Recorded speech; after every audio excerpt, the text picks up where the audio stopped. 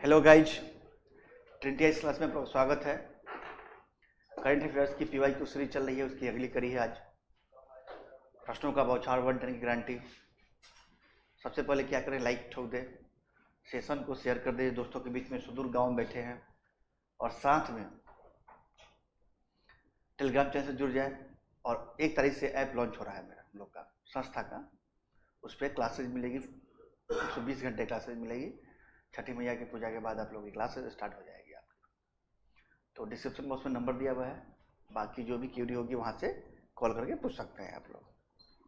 आते हैं current affairs में, क्या है टॉपिक आज। टॉपिक दिख रहा है आज किस चीज़ का, निम्न कथनों विचार कीजिए। 2024 में विश्व मौसम विज्ञान संगठन द्वारा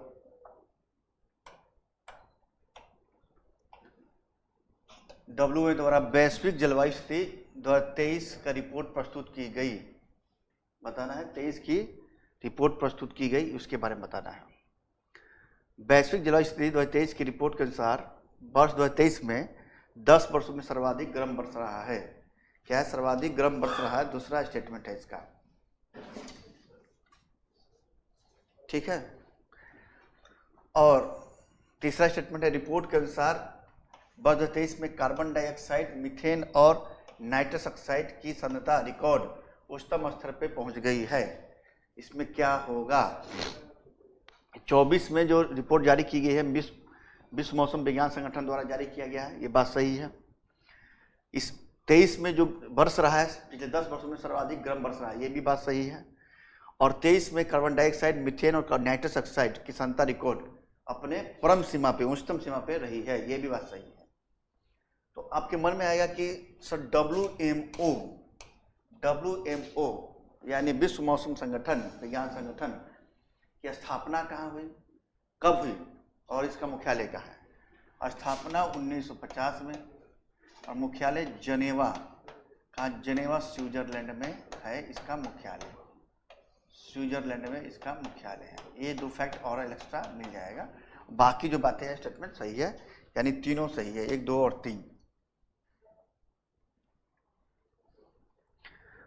हाल ही में जारी विश्व प्रसन्नता रिपोर्ट 2024 से संबंधित निम्न कथनों पर विचार कीजिए। ठीक है। यह रिपोर्ट यूनिसेफ द्वारा जारी किया गया है। यूनिसेफ द्वारा जारी किया गया है, वर्ल्ड हैप्पीनेस रिपोर्ट की बात कर रहा है, जो रॉन्ग है, गलत है, क्योंकि ये यूनिसेफ द्वारा जारी नहीं की जाती है। किसके द्वारा जारी की जाती है? फिर मन में प्रश्न आएगा आपके, तो है UNSDSN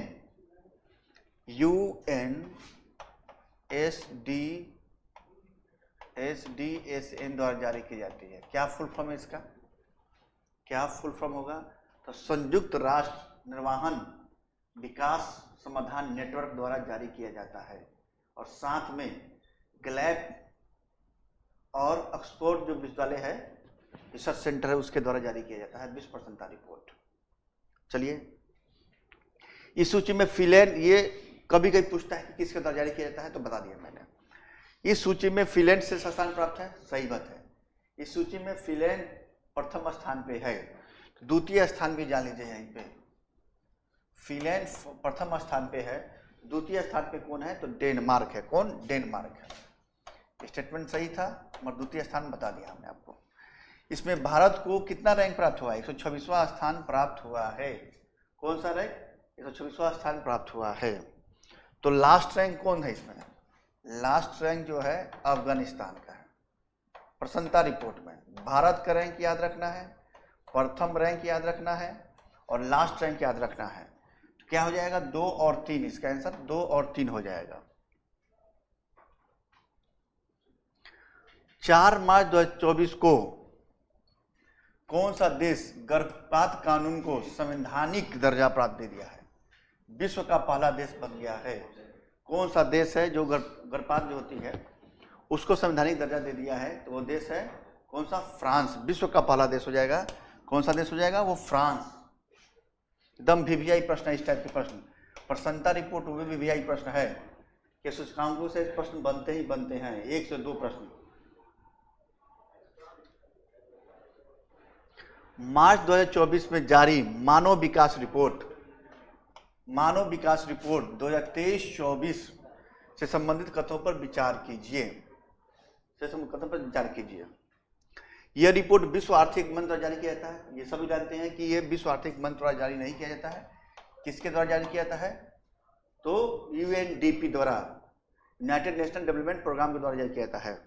यूएनडीपी द्वारा जारी किया जाता है, संयुक्त राष्ट्र विकास परिषद द्वारा जारी किया जाता है ये, ठीक है। एचडीआई रैंकिंग, एचडीआई जिसको हम लोग बोलते हैं अंग्रेजी में एचडीआई रैंकिंग, रिपोर्ट के तहत जारी मानव सूचकांक 2022 में भारत को कितना रैंक प्राप्त हुआ है? 134वां रैंक। याद रखिएगा, VVI है, 134वां रैंक भारत को प्राप्त हुआ है। ये बात सही है। तो पहला स्टेटमेंट गलत हो गया, यूएनडीपी जारी करता है। दूसरा, भारत का रैंक कितना है? 134वां रैंक है। इसमें फर्स्ट सेकेंड रैंक जरूर याद रखेंगे और लास्ट रैंक। इसमें टोटल 193 देशों का सूची जारी किया गया है। इसमें फर्स्ट रैंक कौन है? फर्स्ट रैंक पे कौन है ये भी जान लीजिए। भारत का रैंक 134 है। फर्स्ट रैंक पे स्विट्जरलैंड है। फर्स्ट रैंक पे स्विट्जरलैंड है, स्विट्जरलैंड बोलते हैं जिसको। और दूसरे रैंक पे नॉर्वे है। सेकेंड रैंक पे नॉर्वे है। और 193 देशों में सबसे लास्ट रैंक पे कौन है फ्रेंडो? सबसे लास्ट रैंक पे सोमालिया।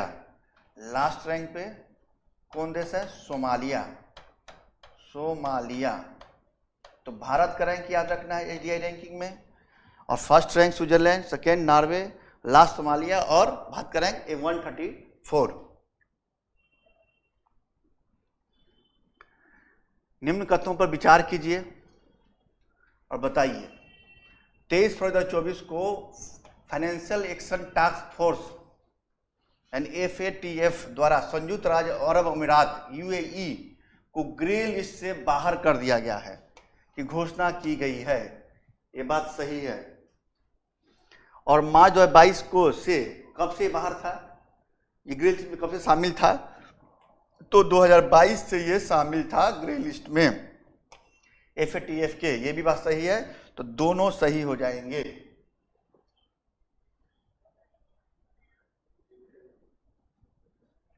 निम्न कथनों पर विचार कीजिए।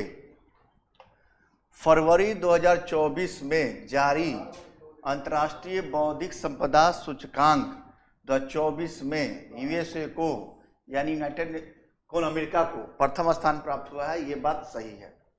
ये बात सही है। इसमें भारत को कौन सा रैंक है? 50वां स्थान प्राप्त हुआ है। इसमें भारत का रैंक कौन सा है? 50वां स्थान प्राप्त है, जो रॉन्ग है क्योंकि भारत का रैंक इसमें 55 रैंक पे है। भारत इसमें 55 रैंक पे है। किस रैंक पे है? 55 रैंक पे है। भारत इसमें सॉरी भारत इसमें 42वें रैंक पे है।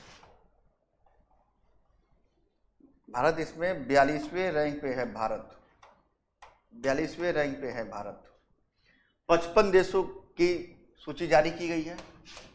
55 देशों की सूची जारी की गई है। और जारी किसके द्वारा किया जाता है? तो USA chamber of commerce, USA chambers of commerce द्वारा ये जारी किया जाता है। चैम्बर्स ऑफ कॉमर्स द्वारा ये जारी किया जाता है सूचकांक। और इसमें प्रथम स्थान पे यूएसए है। भारत का रैंक 42वां है। भारत का रैंक 42वां है। तो सेकेंड रैंक पूछेगा तो सेकेंड रैंक पे यूके, यूनाइटेड किंगडम। ये नहीं कि उत्तराखंड मार लेना है। यूके, यूनाइटेड किंगडम, ब्रिटेन की बात मैं कर रहा हूं। हाल ही में जारी करप्शन सूचकांक, भ्रष्टाचार बोधक सूचकांक 2023 से संबंधित निम्न कथनों पर विचार कीजिए। सब VVI है। ये सब सूचकांक पूछे जाते हैं, VVI प्रश्न है। इस सूचकांक में कुल 165 देशों की रैंकिंग जारी की गई है। कितने? 165 देशों की रैंकिंग जारी की गई है, जो गलत है। कितने देशों की रैंकिंग जारी की गई है? 180 देशों की रैंकिंग जारी की गई है। 180 देशों की रैंकिंग जारी की गई है। अच्छा, ये जानकारी ले लें कि ये जारी कौन करता है। तो ट्रांसपेरेंसी इंटरनेशनल द्वारा ये रैंक जारी किया जाता है। ये याद रखिएगा, ठीक है। 180 देशों की रैंक जारी की गई है। भारत का रैंक 93 है। ये बात सही है। भारत का रैंक 93 है, ये बात सही है, दम रट लीजिए। तो फर्स्ट रैंक पे कौन है? फर्स्ट रैंक पे कौन है करप्शन के मामले में? तो करप्शन कहाँ कम होगा? फर्स्ट रैंक पे वही होगा ना। तो डेनमार्क, फर्स्ट रैंक पे डेनमार्क, फर्स्ट रैंक पे डेनमार्क है। यदि सेकेंड रैंक कभी कभी पूछ देता है, 2-3 रैंक देते हैं, तो क्या होगा? फिनलैंड। सेकेंड रैंक पे कौन है? फिनलैंड। और भारत का रैंक कितना हो गया इसमें? 93। जारी कौन करता है? ट्रांसपेरेंसी इंटरनेशनल जारी करता है। और करप्शन सूचकांक की बात की गई है, 180 देशों की ये सूची जारी होती है टोटल।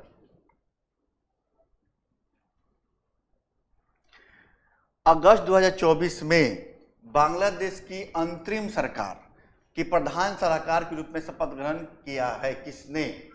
अभी आपको पता होगा कि अगस्त के समय में वहाँ पे कुछ छात्रों ने आंदोलन किया और छात्र आंदोलन के चलते वहाँ की प्रधानमंत्री शेख हसीना को देश छोड़ना पड़ा था और आके वह भारत में शरण ली थी। तो उसी समय सरकार क्या हुआ? विलुप्त हो गया। तो वहाँ सरकार बनाई गई, वहाँ पे सरकार राष्ट्रपति द्वारा जो है मोहम्मद शहाबुद्दीन द्वारा एक सरकार बनाई गई, अंतरिम सरकार बनाई गई, जिसमें प्रधान सलाहकार के रूप में मोहम्मद यूनिस, किसको? मोहम्मद यूनिस साहब को नियुक्त किया गया।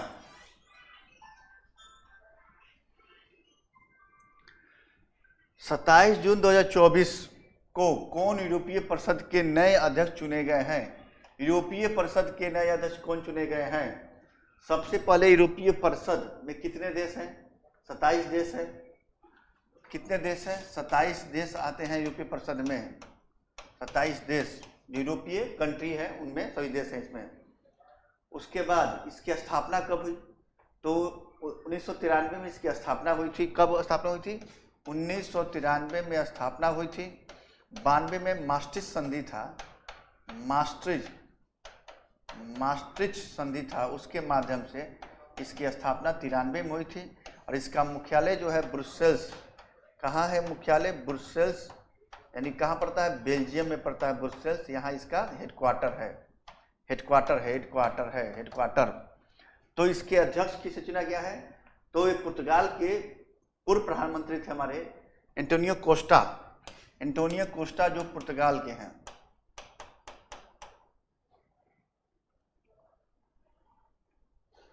मई 2024 में किस भारतीय महिला शांति रक्षक को प्रतिष्ठित United nation military gender advocate of the year award प्रदान किया गया है? VVI प्रश्न है, क्योंकि जो दूसरी महिला है और किसी महिला को ये विदेश में यूनाइटेड नेशन द्वारा ये सम्मान प्रदान किया गया है। ये पुरस्कार UN महासचिव जो दिया जाता है, किसके द्वारा? UN महासचिव द्वारा दिया जाता है। और दूसरी शांति रक्षक है, ये दूसरी शांति रक्षक के रूप में है। तो किसको दिया गया है? तो मेजर राधिका सेन को दिया गया है। इसके पहले जो पहली महिला थी वो थी मेजर सुमन गवानी। 2019 में उनको अवार्ड मिला था, मेजर सुमन गवानी को ये अवार्ड मिला था। और दूसरी महिला होगी शांति रक्षक जिनको ये अवार्ड मिला है, मेजर राधिका सेन को।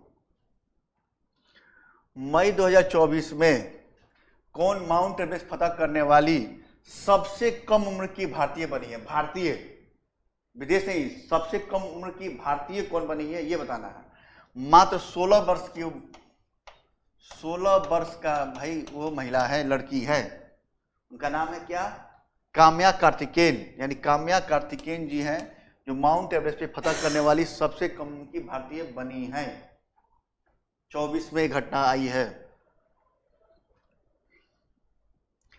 मई 2024 में देखिए 24 में ही माउंट एवरेस्ट पे फतह करने वाली देश की सबसे उम्रदराज, वो सबसे कम उम्र की थी, सबसे उम्रदराज महिला बनी है। कौन है?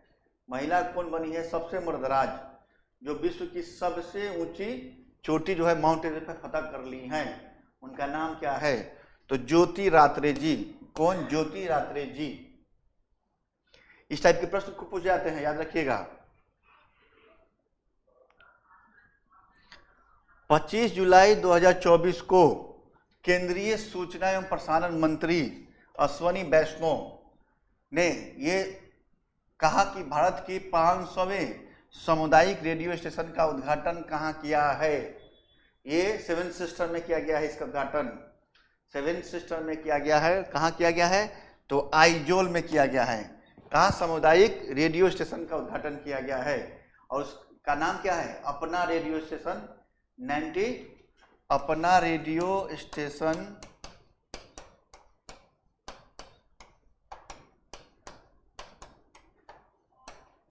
90 FM। पहले FM जब यूट्यूब का जमाना नहीं था, जब हम लोग की उम्र हुआ करता था, बचपन में तो FM खूब सुना करते थे। तो वही बात है, FM की उद्घाटन कहाँ गया? आइजोल में किया गया है। 19 जुलाई 2024 को दूरसंचार सचिव डॉक्टर नीरज मित्तल कहाँ स्थित IITM रिसर्च पार्क, क्या IITM रिसर्च पार्क में 6G के लिए पारंपरिक और क्वांटम संचार पर उत्कृष्टता केंद्र का उद्घाटन किया है। अभी भारत में 5G चल रहा है ना, कुछ हर जगह नहीं, कुछ जगहों पे अभी 4G चल रहा है। बहुत 6G की बात की जाने लगी है। अब 6G की बात की जाने लगी है कुछ देशों में। तो 6G के लिए वो पारंपरिक और क्वांटम संचार के लिए उत्कृष्टता केंद्र उद्घाटन किया है। वो कहाँ किया है? तो एक उपकेंद्र है वो चेन्नई में। कहाँ? चेन्नई में। जून 2024 में मध्य रेलवे द्वारा स्थापित भारतीय रेलवे के पहले फ्लोटिंग सोलर संयंत्र के संबंध में निम्न कथनों पर विचार कीजिए। मध्य रेलवे द्वारा भारतीय रेलवे में पहले फ्लोटिंग सौर संयंत्र की क्या किया गया है? उद्घाटन किया गया है। उसके बारे में विचार करना है हम लोग को। तो मध्य रेलवे द्वारा फ्लोटिंग सौर संयंत्र कहाँ लगाया गया है? पश्चिमी घाट में। कौन?